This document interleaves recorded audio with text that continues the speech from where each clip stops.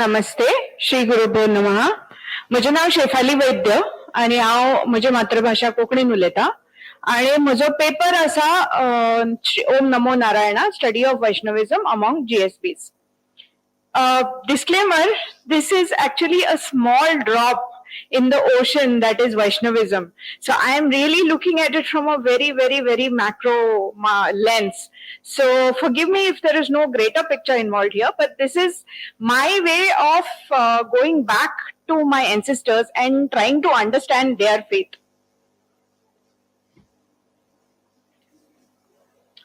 So first, let me tell you a little bit about the GSBs, the Gaud Saraswat Brahmins. It's a community that is roughly a merger of Konkani-speaking Brahmin communities, including there are various subgroups like Shenvis, Sashtikas, mainly from the geographic regions where they are from. Like Sasti is a district in Goa, Bardesh is a district from Goa, Pedne is a district from Goa, Kudaldeshkar and Chennai. Two things they have in common. One is they all have a common mother tongue, which is Konkani. And secondly, all their Kuladevata temples are located in Goa.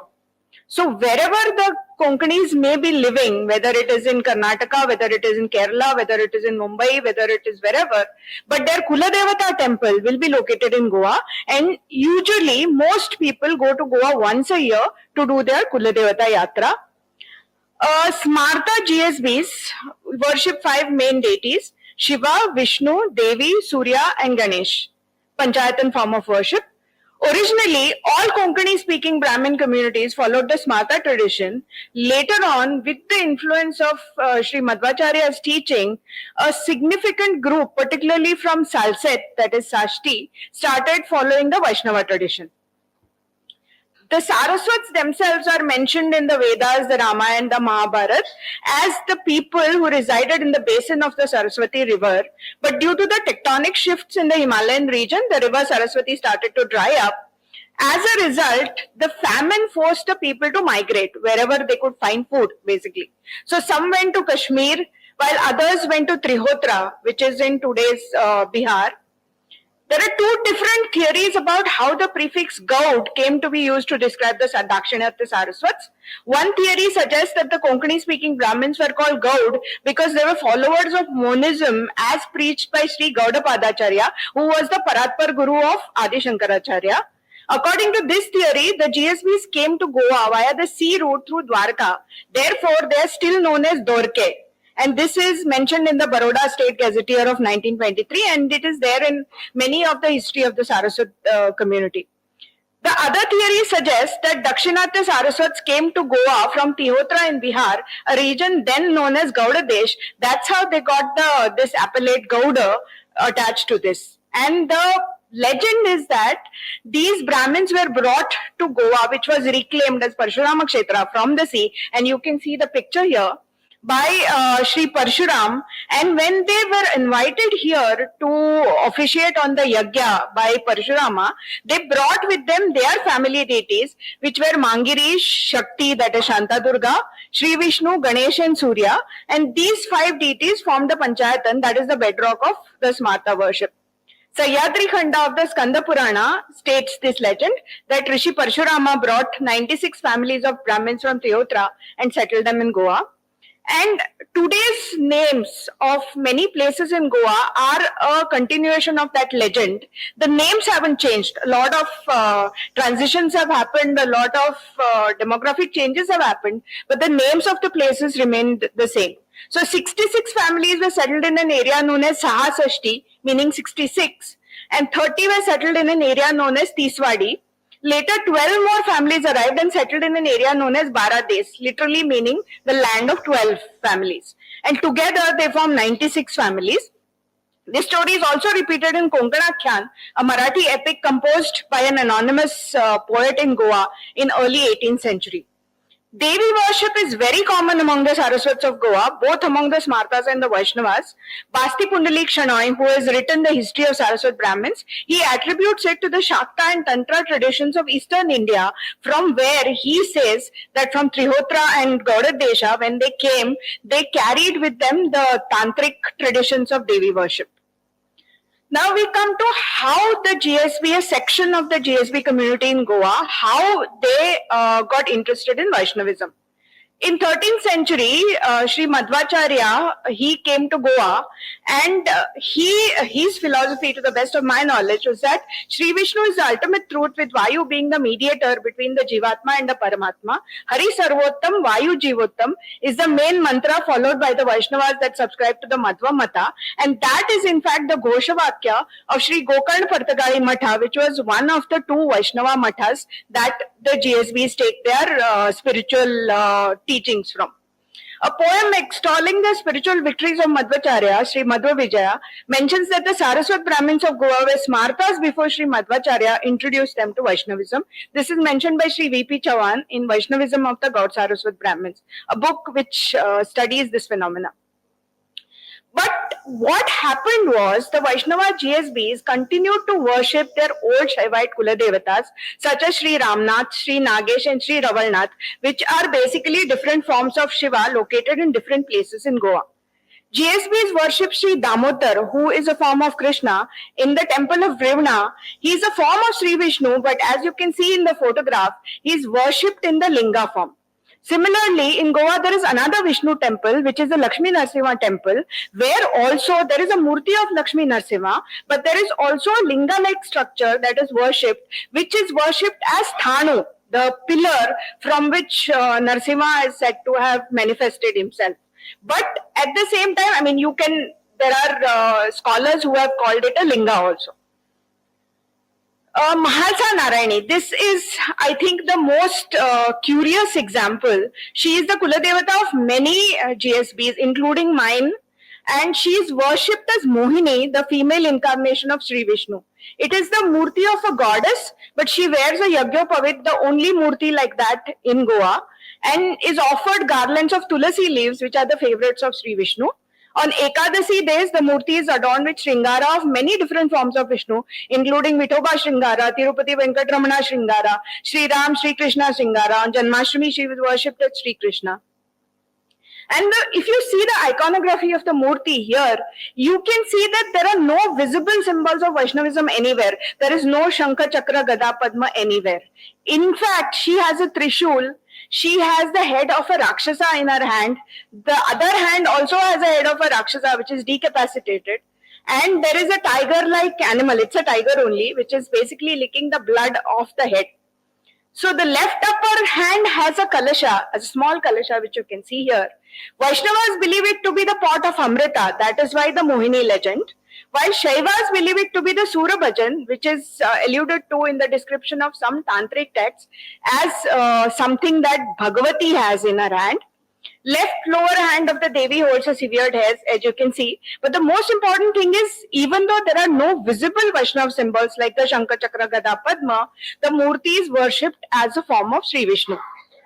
But in Maharashtra, the same Mahalsa Devi is also worshipped as a consort of Khandoba, who is a form of Shiva. Iconographically, it's obvious to me that the murti is closer to the form of Durga than Mohini. In his book Folk Gods of the South, Khandoba, Rachi Dhere had opined that the goddess mentioned that Malza Devi or Malchi Devi in the 11th century Kannada inscriptions of Devi Hosur refers to Mahalasa as a Shakta goddess, but in the same book he also mentions references including a quote by Sant Jnaneshwar and Eknath that mentions the unification of Mahalsa and Mohini. In short, goddess Mahalsa to me best symbolizes the syncretism between the Smarta and Vaishnava traditions among GSBs. Now we come to the history of Saraswat Matas and why those Matas were so important. Goa has had a very violent history. The Saraswat have had to migrate many times and not many of these migrations were voluntary. They had to migrate because they were oppressed many times, first by the Islamic rulers and then by the Portuguese. So Sri Gauda Padacharya Matha was established in Keloshi, that's a village in South Goa, in 8th century CE, which was destroyed by the Portuguese, and the Math was later shifted to Kaivalyapura or Kaule, where it is now, in 1564. Spiritual heads of this matha are known as Gaudapadacharya because they follow the tradition of Gaudapadacharya, who is, as I said, is the Paratpar Guru of Adi Shankaracharya. And the Kaure Matha is known as the Adi Matha, the first Matha of the GSB community. Although it's a Shaivite Math, the Vaishnavite GSBs also worship Adi Matha, and they also visit and they also hold the Guru in equal reverence. So there are four main matas that Saraswats follow. Two of them follow the Shaiva Mata today, and two of them follow the Vaishnava Mata. Kaivalya Mata, which I just told you, and Shirali Mata, these are the two matas that follow the Shaivite tradition, whereas Gokarna Partakari Mata and Kashi Mata are the matas that follow the Vaishnava traditions in the Madhva school. In 13th century, Sri Madhvacharya's philosophy became popular in Goa, and many Saraswats adopted Vaishnavism because it was a bhakti doctrine. It was a doctrine that was easier to follow. First Vaishnava Saraswat Math was established in the year 1475 when Sri Narayana Tirtha was initiated into sannyasa at Badrikashrama, that's Badri, by Sri Ramachandra Tirtha Swamiji of Palimaru Matha. So there is this very strong connection of Kokan Partagali Matha with one of the Ashtamathas of the Madhvas. Unbroken Guru Parampara of this Math, starting from the first Guru, Srimad Narayan Tirtha in 1475 to the current Mathadish, Srimad Vidyatirtha Swami, Vidyadhish Tirtha Swamiji, is mentioned on the Matha website also. And if you visit the Matha, there is a clear lineage there, which is documented, thankfully. So third head of this Matha, Srimad Jivottam Tirth, was a great scholar. He travelled all over India in 15th century, including Kailas Mansarovar. And the Math at Partagali was founded by the sixth Guru, Srimad Ramachandra Tirtha. The Gokan Partagali Math provides spiritual guidance to the Sashtikar families of Saraswats who remained in Goa. When the Portuguese were oppressing Goa, at that point of time, a very small part of today's Goa was under the Portuguese, when the most terrible conversions and the oppressions happened. So a lot of people moved out. Some of them moved outside of Goa to what is Goa today. But some stayed, like my family, they moved from their ancestral village of Verna to a place called Konkolim, which is in today's Goa. But at that point of time, it was still under Hindu rulers. So the Gokan Parthakari Math provided spiritual guidance for people like that.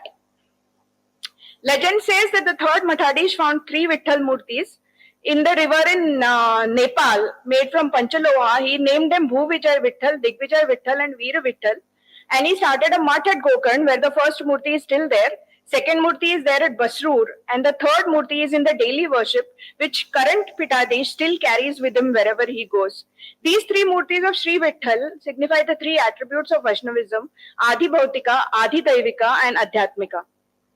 Now we come to the second Math, Kashi Mata Samsthan, and this is a very interesting theory, interesting history of this Math, because as I said, the exodus of Saraswats, the biggest one was after the Portuguese oppression in the 16th and 17th centuries, but Hindu migration had already started in the 14th century when Goa was attacked by Islamic invaders and many temples were destroyed. So there are some temples in Goa which were destroyed twice, like the Saptakoteshwar temple, which was once destroyed by the Muslims, then rebuilt during the reign of the Vijayanagar Empire, and then destroyed by the Portuguese again. So the Saraswats had to migrate even before the Portuguese came to Goa. The Kerala District Gazetteer of Ernakulam says that the Gaud Saraswat Brahmins, locally called Konkanis, are immigrants from Goa, the southernmost part of Konkan. They are also known as Sashtikas, as it is believed that they belong to Sashti, modern Salset in Goa. So Kashi Mata Samsthan, the picture that you see here is this famous image by James Prinsep, which was taken in 1822. It is of Brahmaghat. It's in his book on the lithographs of Banaras. But what is interesting is that this building houses the Kashi Mata headquarters in Varanasi, and the building has not changed. It looks exactly the same even today. Most of the Saraswats who had migrated from Sashti to Kerala had become Vaishnavas already under the influence of Madhvacharya. As they found travel to Goa increasingly difficult in the 16th century following the Portuguese policy of rigid religious persecution, they could not visit their Kuladevata temples, and that was very important for them for their spiritual needs. So they started following the local Math in Kumbakonam nearby. When Srimad Vijayendra Swamiji was observing Chaturmas in Kochi, the God Saraswat Brahmins there made a request that they had language issues, they couldn't go back to Goa, so they wanted a separate Dharmapeeth with somebody from their own community as the Dharma Guru. He acceded to the request, and a young boy from the community was initiated into sannyasa in Varanasi. He was named Sri Yadavendra Tirtha. The photograph that you see is the unbroken Guru lineage of the Kashi Mata. And Srimad Yadavendra Tirtha Swamiji became the Mathadipati of Kashi Mat Samsthan in 1542. And what is interesting is that the prominent deities of this Mat are Sri Vedavyasa, bestowing Jnana, Sri Rama, who is the embodiment of Dharma, and Sri Narasimha, who signifies fearlessness. All Vaishnava GSBs today are followers of either Sri Gokarn Partagali Mat or Sri Kashi Mat Samsthan. So, what does being Vaishnav and a GSB involved? So, one of the major rites that all Vaishnav GSBs follow is Tapta Mudra Dharana, as many people have already spoken about it. The picture that you see, these mudras are actually from my family. They have been with us for more than 100 years. So, my grandparents, their grandparents probably also use them for their daily worship. So Mudra Dharana, they had to take Tapta Mudra Dharana once a year from the Swamiji. But apart from that, even during the daily Sandhya Vandana Puja, the Vaishnava Saraswat is supposed to mark themselves with the symbols of Sri Vishnu, Shankha Chakra, Gada and Padma, and using Gopi Chandan. And in addition, there is a square stamp called a Narayan Mudra with 9 small squares, each bearing a letter from the Narayan Ashtakara Matra, Om Namo Narayana. It has to be used on the navel. This is where the title of my presentation comes from. Till a few decades ago, when people wanted to look different, the Vaishnava GSBs and the Shaiva GSBs, the Vaishnava GSBs used a vertical mark, even their women, and the Shaiva GSBs used a horizontal mark. And the Vaishnava GSBs used to put a tulasi leaf over their ear every day. Now they do it only during the pujas. And Vaishnava GSBs at the end of any religious puja or any religious function would offer the final offering of the water and end the puja with Krishnarpanamastu, whereas the Shaivite GSBs used to say Brahmarpanamastu. And there are, this is said in jest, that there were such rivalry between the Shaivas and Vaishnavas, not violent rivalry, more like friendly jostling, that stitching clothes is known as kapde shivap in Konkani. So the Vaishnavas apparently used to call it kapde Vaishnavap because they didn't want to say shivap. This is a joke because my own grandfather had an arranged marriage. He was a Vaishnava GSB with a Shaiva GSB lady, my grandmother, more than 100 years ago. So I don't think the rivalry was as watertight or as acrimonious as it is made out to be. The biggest festivals that I remember in my childhood and even today in Goa across the society are Tulsi Vivaha, which is a very Vaishnava festival, and Ganesh Chaturthi, which is also celebrated with equal fervor. So that tells you that even though the GSPs sort of changed their way of worship to Vaishnavism, they did not let go of their earlier Smata ways of worship. And there was no rivalry. There was no such thing as Shaivites will not go to a Vaishnava temple or Vaishnavas will not go to a Shaiva temple. It was a milder, gentler, syncretic form of worship. The Konkani sayings prove this. Sayings usually are folk wisdom and will tell you what the community really feels. So there are sayings like Aslyar Ashtam, Nazalyar Ekadas, meaning if you have a lot of money, you celebrate like it's Janmashtami. If you don't have anything, then it's Ekadasi anyway, then you're going to fast. Then the second saying says Shivratri Ger Ekadas Aili. If one poor person goes to eat at another poor person's place, then it's like Shivratri pe uppas hota hi hai, Ekadasi pe bhi uppas hota hi hai. Both people come together, then both are going to go hungry. Otun gelle doodh Krishna karpan. This is a very typically Konkani saying that aapka milk spilt ho gaya, gir gaya. So you gather some punya by saying that, oh, I offered it to Krishna anyway. So that will reduce that pain of losing the milk somehow. Uttalekade Ekadas, Dillekade Shivratri, meaning the house that she was born in was celebrating Ekadashi, but where she was married, it's Shivratri all the time, meaning that she was born in a poor family, she's married into a poor family. So these are the things that will tell you that the GSPs across the board, whether they be Smata or Vaishnava, they worshipped all gods, and the Vaishnavism was more like Vishnu became your personal god. Apart from that, you also have your Kula Devatas. Apart from that, you also have your Grama Devatas. But Sri Vishnu is your personal deity that you pay obeisance to. In conclusion, Vaishnavite movement spearheaded by Madhvacharya is a great religious movement that provided spiritual guidance and succor to GSB community, which was forced to migrate multiple times. And this is where the two Vaishnava Matas played a great role, because the people had to migrate to different places. They had to migrate to Karnataka, they had to migrate to Kerala, some had to migrate to Maharashtra, and they could not come to Goa to do their Kuladevata worship. So how to keep your faith alive, how to keep your language alive, how to keep your belief in your gods alive, for that you needed the spiritual guidance of these mathas, and that is what these two mathas have been doing since 15th century. The two Vaishnava Matas, Sri Samsan Gokarna Partakari Jivottam Mat and Sri Kashi Mat, have done a human service in providing spiritual guidance to a community in distress. These are my references, and thank you for listening so patiently.